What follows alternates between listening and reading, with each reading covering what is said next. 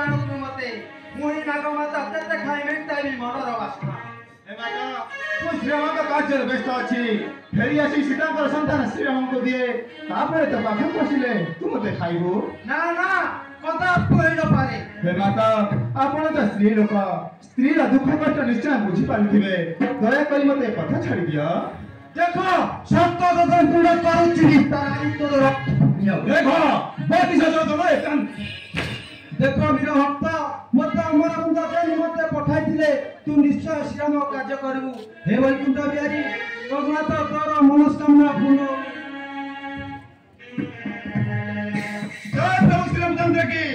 ଜୟ ପ୍ରଭୁ ଶ୍ରୀରାମଚନ୍ଦ୍ର